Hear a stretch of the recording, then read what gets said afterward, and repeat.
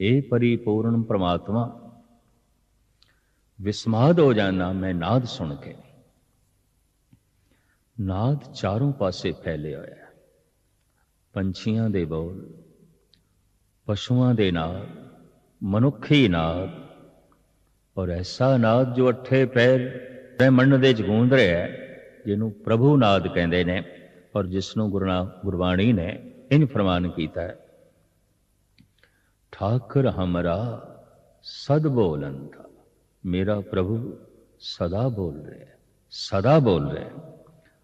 परमात्मा एक व्यापक शक्ति है, उदा वेखना व्यापक, उदा बोल भी व्यापक, उदा सुनना भी व्यापक।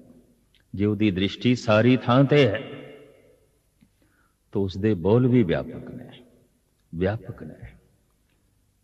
ऐसी कोई थां नहीं जिथे परमात्मा दा बोल नहीं, ऐसी कोई थां नहीं जिथे उसकी दृष्टि नहीं।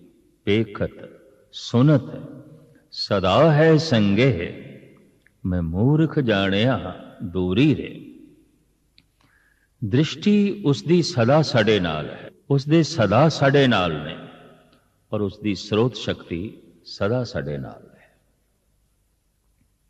ठाकुर हमरा सदबोलंता।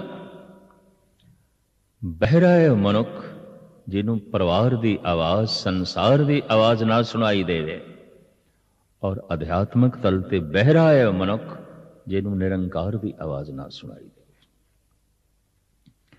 कहते ने मनुख जो कुछ सुनना चाहता है वही कुछ है, जो नहीं देखना, नहीं सुनना चाहता, नहीं देखना चाहता, वो नहीं है।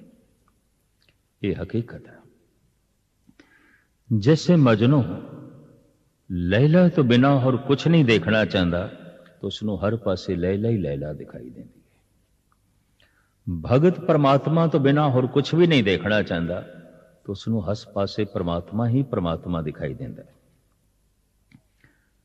जैसे मोह ग्रसिया मनुख बच्चे की आवाज तो बिना, पत्नी की आवाज तो बिना और कुछ भी नहीं सुनना चाहता। यदी आवाज हर वक्त कंन विच पैंदी रहे, प्रेसी की आवाज, पत्नी की आवाज, बच्चियां की आवाज हर वक्त कंन विच पए। संत प्रभु तो बिना कुछ भी नहीं सुनना चाहता, कुछ भी नहीं सुनना चाहता। वो हर वक्त सुनना चाहता है परमात्मा को। क्यों?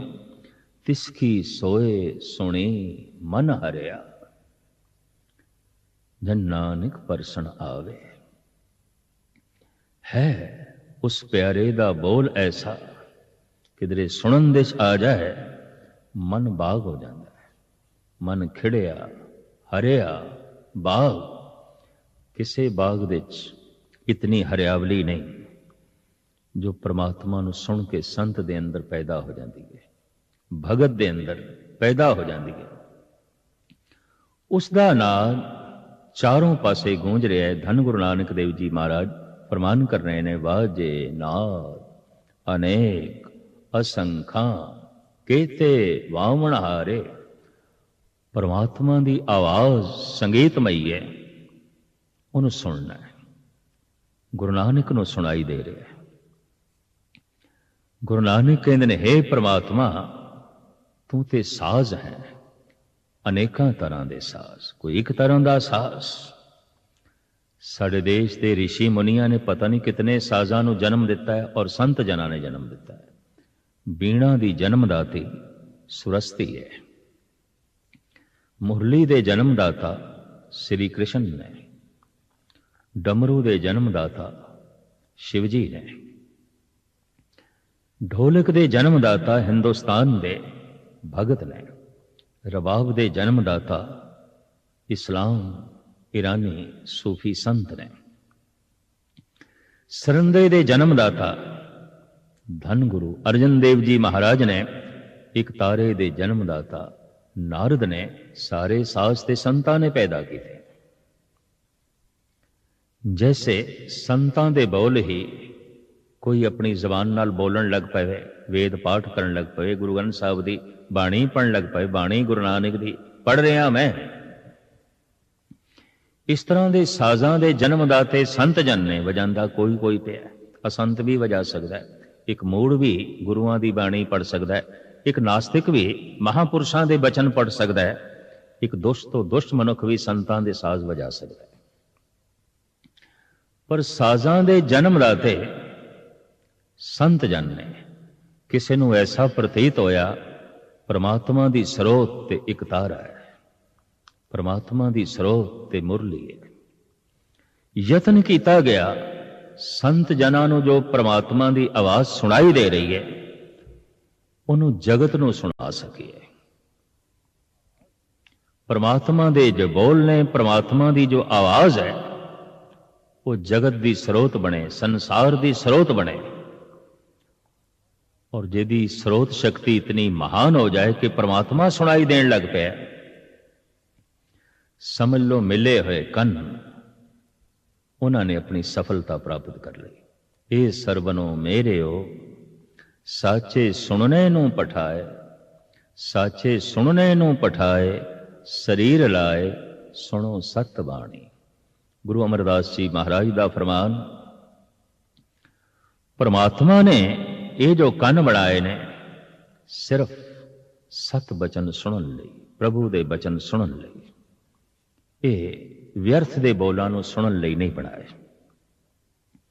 ਜੈਸੇ ਸਾਡੇ ਘਰ ਕੋਈ ਕਚਰਾ ਸੁੱਟ ਜਾਏ, ਆਪਣੇ ਘਰ ਦੀ ਗੰਦਗੀ ਸਾਡੇ ਘਰ ਸੁੱਟੇ, ਅਸੀਂ ਬੁਰਾ ਮਨਾਵਾਂਗੇ, ਔਖੇ ਹੋਵਾਂਗੇ, ਸ਼ਾਇਦ ਉਸ ਨਾਲ ਸੰਬੰਧ ਵੀ ਤੋੜ ਬੈਠੀਏ ਜੋ ਸਾਡੇ ਘਰ ਦੇ ਚ ਗੰਦਗੀ ਸੁੱਟੇ।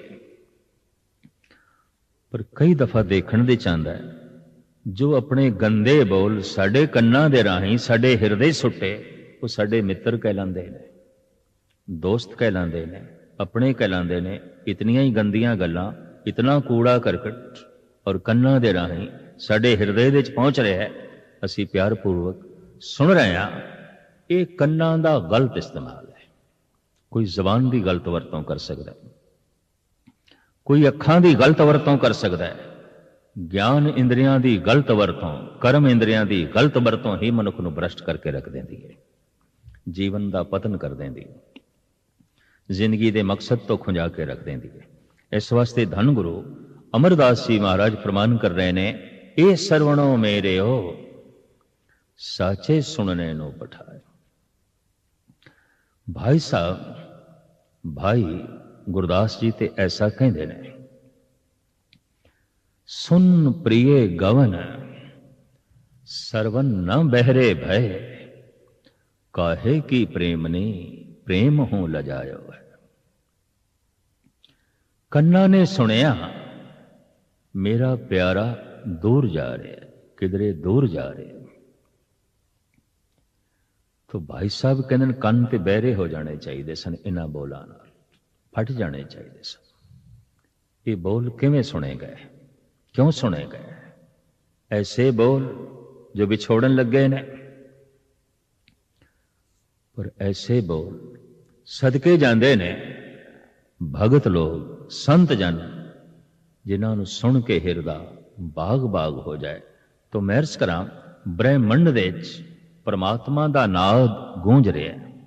ਤਦੀ ਤੇ ਗੁਰੂ ਨਾਨਕ ਦੇਵ ਜੀ ਮਹਾਰਾਜ ਕਹਿੰਦੇ ਨੇ, ਵਿਸਮਾਦ ਨਾਦ, ਇਹ ਪਰਿਪੂਰਨ ਪਰਮਾਤਮਾ, ਮੈਂ ਤੇਰਾ ਨਾਦ ਸੁਣ ਕੇ ਬਿਸਮਾਦਮਈ ਹੋ ਗਿਆ, ਮੈਂ ਤੇਰੀ ਆਵਾਜ਼ ਸੁਣ ਕੇ ਗਦਗਦ ਹੋ ਗਿਆ, ਮੈਂ ਤੇਰਾ ਸ਼ਬਦ ਸੁਣ ਕੇ ਖਿੜ ਉੱਠਿਆ, ਹਰਿਆ ਬਾਗ ਹੋ ਗਿਆ।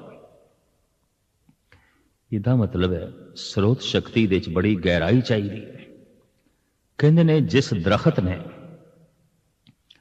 ਆਪਣੀਆਂ ਸ਼ਾਖਾਂ ਨੂੰ ਆਸਮਾਨ ਤੱਕ ਲੈ ਜਾਣਾ ਹੈ, ਉਹਨੂੰ ਆਪਣੀਆਂ ਜੜ੍ਹਾਂ ਪਾਤਾਲ ਤੱਕ ਲੈ ਜਾਣੀਆਂ ਪੈਂਦੀਆਂ। ਜਿਹੜਾ ਦਰਖਤ ਪਾਤਾਲ ਤੱਕ ਜਾਣ ਨੂੰ ਤਿਆਰ ਨਹੀਂ, ਆਸਮਾਨ ਨੂੰ ਨਹੀਂ ਛੂ ਸਕੇਗਾ। ਜਿਸ ਮਨੁੱਖ ਦੇ ਬੋਲ ਗਹਿਰੇ ਨੇ, ਗਹਿਰੇ ਨੇ, ਜਿਸ ਮਨੁੱਖ ਦੀ ਸਰੋਤ, ਜਿਸ ਮਨੁੱਖ ਦਾ ਸੁਣਨਾ ਗਹਿਰਾ ਨਹੀਂ, ਉਸ ਦੇ ਬੋਲਾਂ ਦੇ ਵਿੱਚ ਕੋਈ ਉਚਾਈ ਵੀ ਨਹੀਂ ਹੋਵੇਗੀ, ਬੁਲੰਦੀ ਵੀ ਨਹੀਂ ਹੋਵੇਗੀ।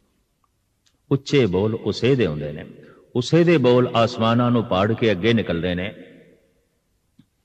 ਜਿਸ ਦੀ ਸਰੋਤ ਪਾਤਾਲ ਨੂੰ ਪਾੜ ਕੇ ਥੱਲੇ ਚਲੀ ਜਾਂਦੀ ਹੈ, ਜਿਸ ਦੀ ਸਰੋਤ ਗਹਿਰੀ ਨਹੀਂ, ਉਸ ਦੇ ਬੋਲ ਉੱਚੇ ਨਹੀਂ ਹੋ ਸਕਦੇ। ਉੱਚੇ ਬੋਲ ਉਹਨਾਂ ਦੇ ਹੀ ਹੁੰਦੇ ਨੇ ਜਿਨ੍ਹਾਂ ਦੀ ਸਰੋਤ ਇਤਨੀ ਗਹਿਰੀ ਕਿ ਬ੍ਰਹਿਮੰਡ ਦੀਆਂ ਸਾਰੀਆਂ ਆਵਾਜ਼ਾਂ ਦੇ ਚੋਂ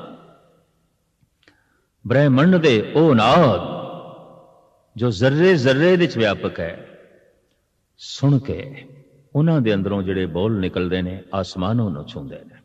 ਔਰ ਬੋਲ ਵਿਆਪਕ ਹੈ। ਠਾਕਰ ਹਮਰਾ ਸਦਬੋਲੰਤਾ, ਅਗਰ ਉਹ ਪ੍ਰਕਾਸ਼ ਰੂਪ ਦੇ ਵਿੱਚ ਵਿਆਪਕ ਹੈ ਤਾਂ ਉਹ ਬੋਲ ਰੂਪ ਦੇ ਵਿੱਚ ਵੀ ਵਿਆਪਕ ਹੈ। ਨਹੀਂ ਦਿਖਾਈ ਦਿੰਦਾ ਕਿਸੇ ਨੂੰ ਉਹ ਪ੍ਰਕਾਸ਼, ਅਧਿਆਤਮਿਕ ਤਲ ਤੇ ਅੰਧੇ ਨੇ।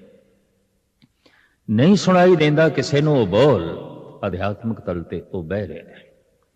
ਧੰਨ ਗੁਰੂ ਅਰਜਨ ਦੇਵ ਜੀ ਮਹਾਰਾਜ ਉਸ ਦਾ ਬਕਾਇਦਾ ਜ਼ਿਕਰ ਕਰਦੇ ਨੇ, ਭੁਜ ਬਲ ਬੀਰ ਬ੍ਰਹਮ ਸੁਖ ਸਾਗਰ ਗਰਤ ਪਰਤ ਗਹਿ ਲਿਹੋ ਅੰਗੁਰੀਆ। ਵੇਖ ਸਕਾਂ ਅੱਖਾਂ ਕੋਈ ਨਹੀਂ, ਤੈਨੂੰ ਸੁਣ ਸਕਾਂ ਕੰਨ ਵੀ ਕੋਈ ਨਹੀਂ,